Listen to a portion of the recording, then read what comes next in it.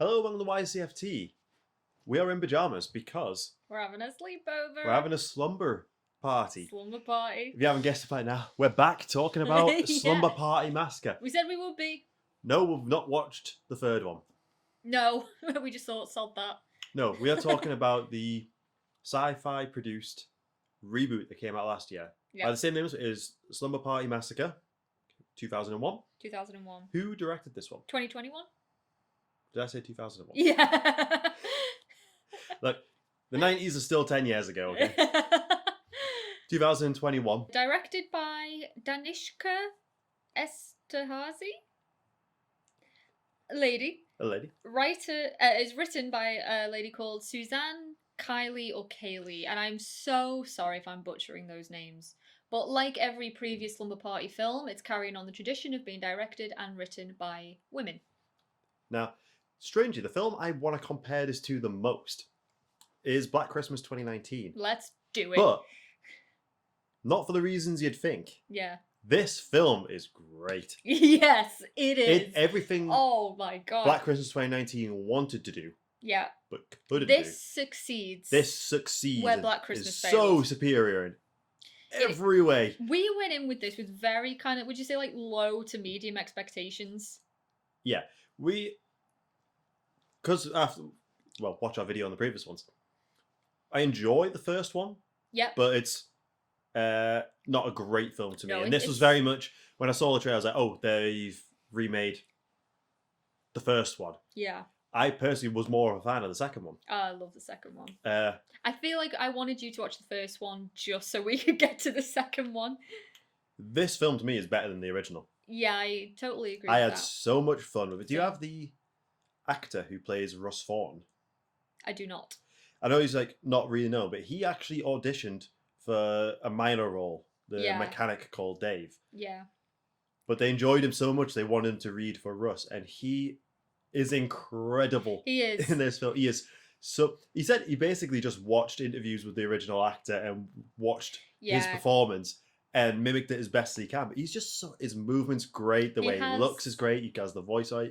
He's so much fun. He's got that crazed kind of manic look in his eye, just down to a T. Yeah, they shot the whole film in just 14 days. 18 days. 18 days. I was giving them more credit. Shot in South Africa. Shot in South Africa, yeah. Yeah, and I think it was the director that said this, but basically they said that they wanted to make a remake that was the true intention of the original film. So they're acknowledging that the first one didn't do what they wanted it to do. It has faults. I think that's basically a very diplomatic way of saying so, that. Yeah.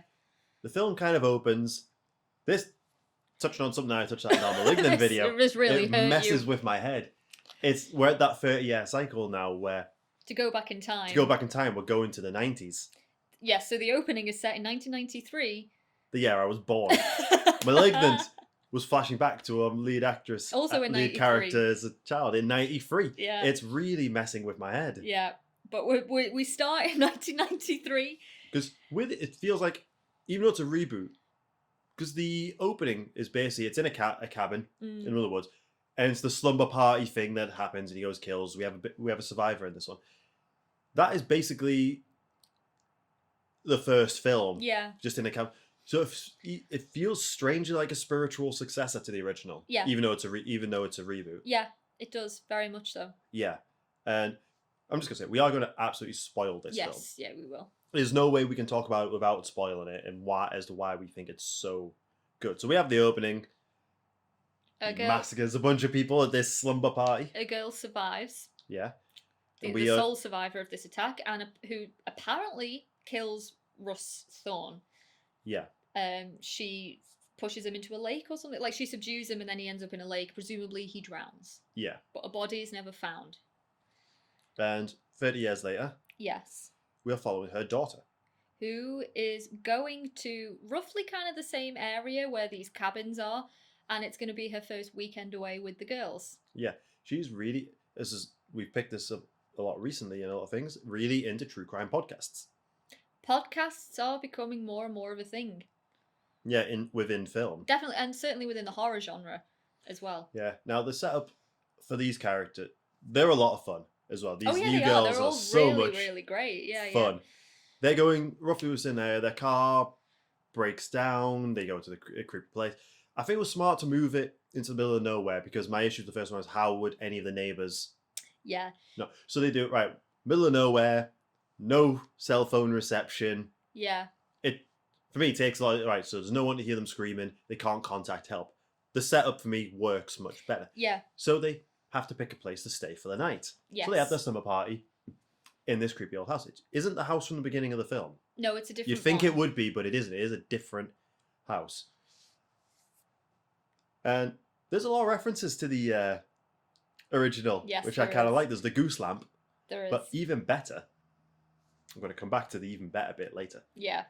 Okay. There is another group of campers. The boys. The boys who are in a cabin across the lake, which is the cabin. Yeah. From the original killing. They are there. The boys are there because they're on a true crime tour. And they have a podcast, I think. Am I right? They're big fans of the podcast. They're fans of the podcast, but they've rented out this cabin because they know it's the cabin where Russ Thorne killed these girls 30 odd years ago. What sets this film apart? Because there's an additional girl that kind of sneaks on because she wasn't invited. Yeah, she's the younger sister of one of the girls who is going on this weekend away. Yeah. And they just kind of let her come. But they have to reveal their real intentions of being there. Because we see it there. They're in their pajamas. Yeah. They're drinking. They've got pizza. Yeah. Which I love the callbacks to pizza. Yeah, I do. Like we have pizza in the opening in the 90s because the pizza delivery guy gets killed in the original. I love the pizza references. For all intents and purposes, the first maybe half an hour of the movie, it just seems like these are girls. They're going for a weekend away. They're doing traditional sleepover things. And then the revelation is they have went there to kill Russ Thorne. With the express purpose of killing Russ Thorne. And it's like a bolt out of the blue when we realise. Our jaws dropped. It absolutely dropped. It's so cleverly revealed. They've done this so she can try and free her mother of these memories. The main girl. Yeah, the main girl, because she thinks her mum has held her life back. She's clearly suffering from even though it's 30 years on, she survived the attack. She's still clearly suffering from PTSD. Maybe a bit of survivor's guilt as well. Survivor's guilt, and she's very overprotective of her daughter. Yeah. So her daughter has grouped her friends together. They've second guessed that Russ Thorne didn't die that night, that he's still alive because other girls in the years have disappeared in the area. Yeah. So they have taken it upon themselves to kill this bastard. Again, following on from the original one of girls doing what is usually classed as more male-orientated jobs. One of the girls is just basically a mechanic. Yeah, she can fix the car. She sabotages the car so it breaks down. Yeah. They wanted to get the original house, but they couldn't because it was already booked. Yeah. So that's why they went to that one. They get in the stereotypical slumber party clothes. They have the pillow fights. They're not even actually drinking. It's water. Yeah, it's water. But they're doing this because they know they have an audience. Russ Thorne, they know, is watching them from afar. So everything they do is very cleverly calculated to lure him in. But because the younger sister who snuck into the group is obviously not aware of this, they have to reveal the plan to her. Goes for a walk and finds the mechanic dead. Yes. Eyes drilled out, which is a great throwback to the first film as well. Yeah.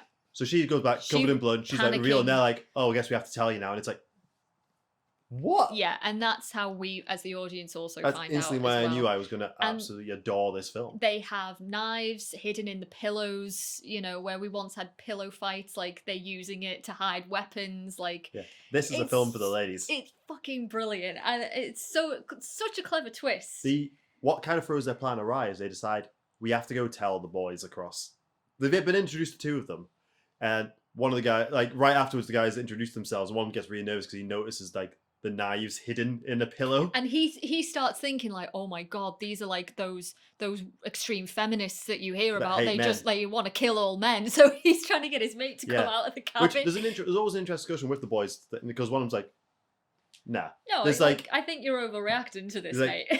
Yeah. It's kind of the acceptance that women being strong and powerful isn't a dangerous thing.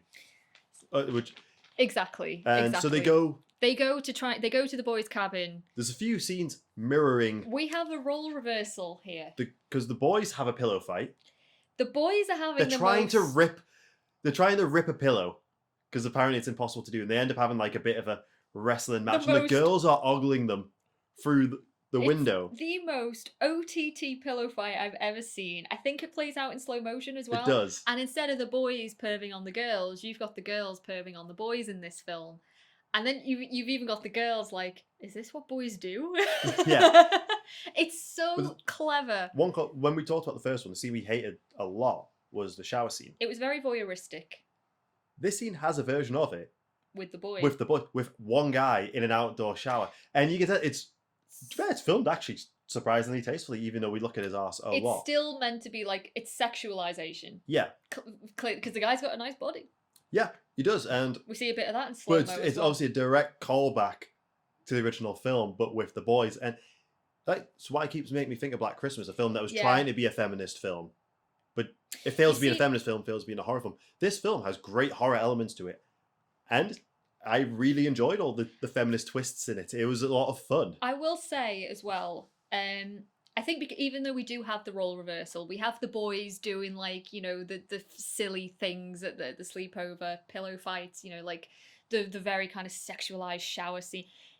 I don't think this film is necessarily saying, oh, girls have been mistreated in films for years and now it's the boys, like we need to have revenge on the boys. It's not pushing those stereotypes on the boys.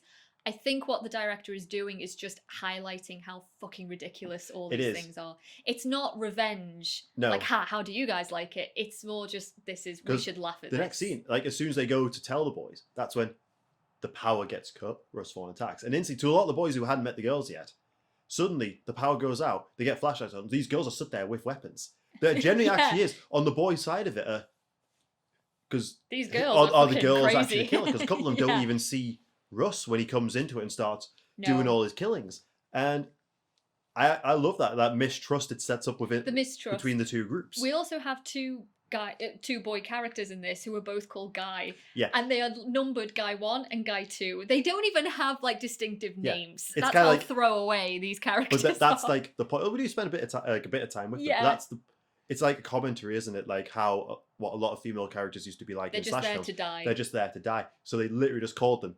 They're like, oh no, they're both called Guy, so we call them Guy 1 and Guy 2. Yeah, I love that. And I thought that was genius. Can I talk about my favourite scene? Talk about it, yeah, go for it. My absolute all-time favourite. We are massive fans of the second film. We are. In the house, they find the guitar. They do. Just without the drill bit. The same guitar. Obviously, you can't just go and buy a guitar like that. They must have had that custom made. Oh, they definitely did, yeah. Because obviously the driller killer in the second one, it's a guitar with the drill on the end. Yeah. And they just find the guitar version of it, so you start trying to play it.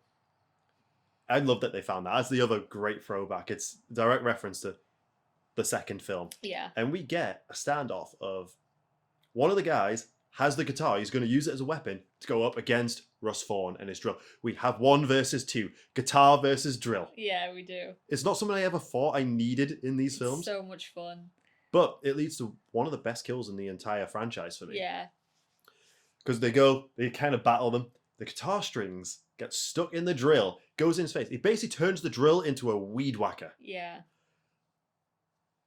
I love it. It was gory as the kills hell. In this film are gory. I don't think we'll spoil the end of the movie because there's another twist to come. There is a final twist. There is a final twist, the whole final segment, because the girl's plan doesn't quite go as planned. Well, oh yeah, okay, yeah. I see it does, and then it doesn't. Yeah. Because this is a bit of a spoiler, really. It's like Russ does die. Fairly early-ish on in the film. When I was watching the film, I was like, that was good. I was thinking, oh, this will probably be my critique, is that the film's quite short. No, the film's still got quite a way to go. Yeah. But he does die in the original movie. He does, but he dies at the very end of the movie. Yeah. That's how it ends. But in this film, no, it's like there's still like a good half an hour to go. They also tricked us at one point, didn't they? I almost did. I kind of worked out what was going on where we're thinking, oh, they're doing all the like they were so prepared, but they're doing the stupid things that they all do. No, that's the point. Yeah. They're setting him up. They have this plan, and it comes across like, oh my god, very quickly the plan is falling apart. It's all part of it.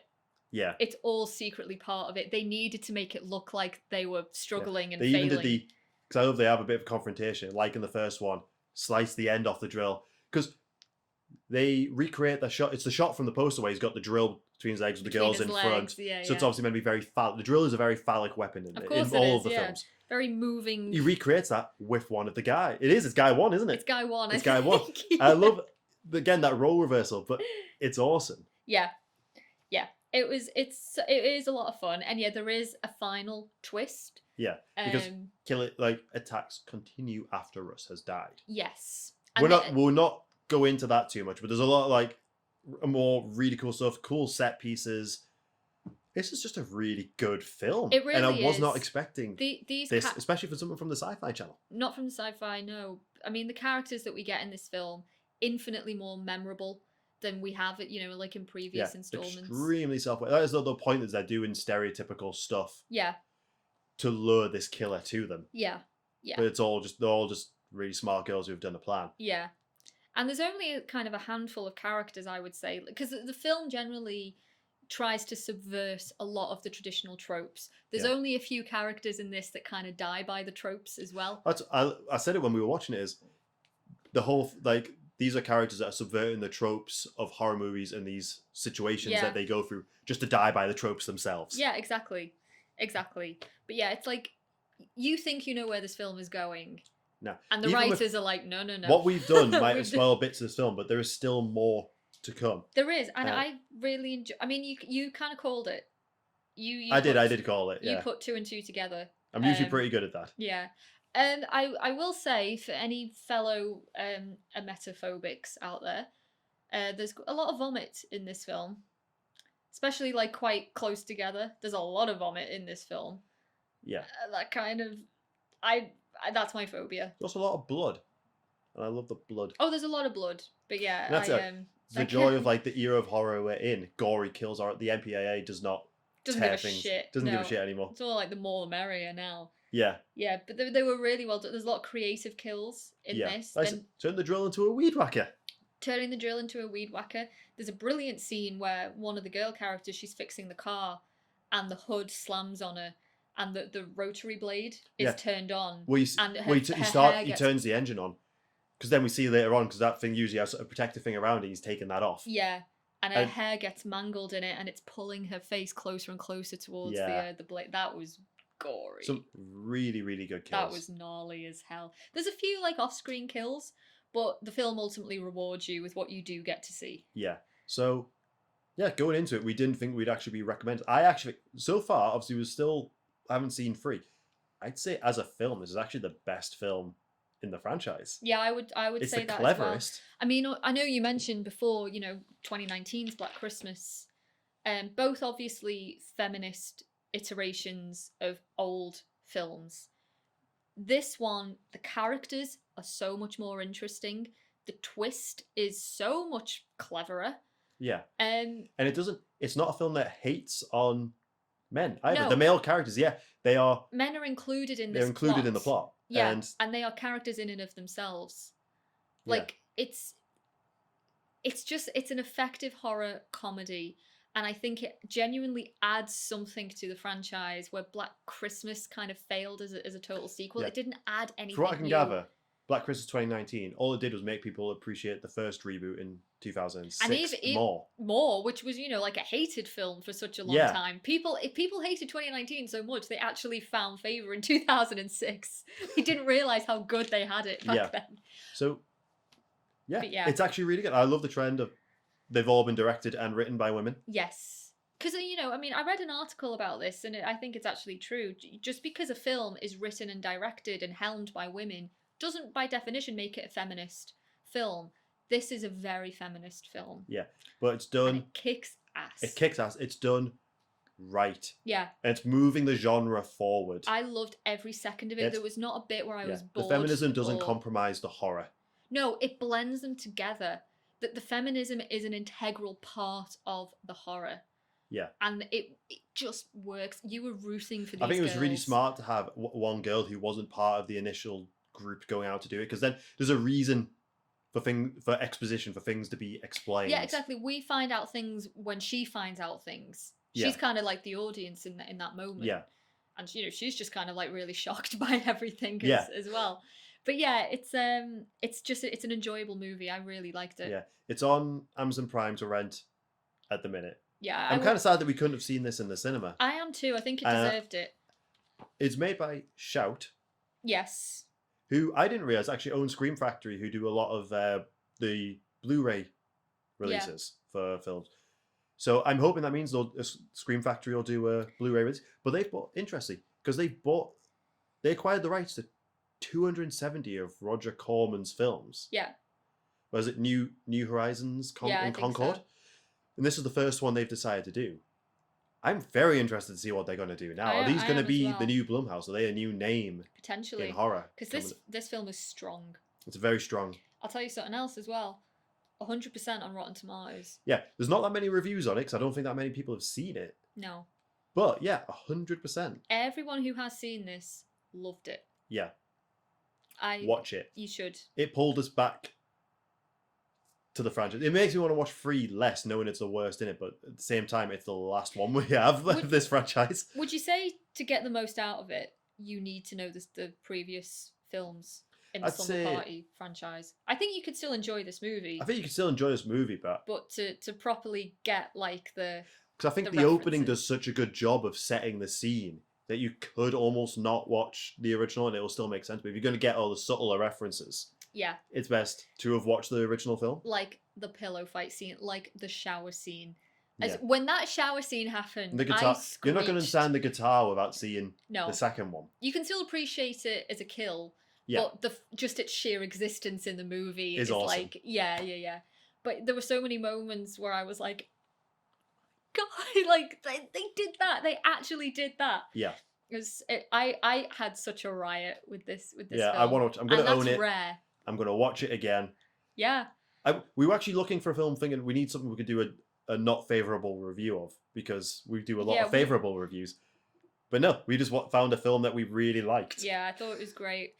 The quest continues. Vomit or no vomit, I still powered through. With this film. The return of the Driller. Because Russ Wall in the original film is never called the Driller Killer. No, he's not. The Driller Killer came about in the second one. Yeah. But he is the Driller Killer now. He is, yeah. It's cool. It's fun. It's cool. Really fun. So, yeah, thanks for watching. Yeah. So, I hope you're as surprised as we are that this film actually ended up being really good. Really, really good. And I'd highly recommend. If our first one didn't convince you to watch anything from this franchise, hopefully now. Yeah. I'm going to keep an eye out for this director and writer as well going forward. I thought you did a really good job. Yeah. So, yeah, until next time.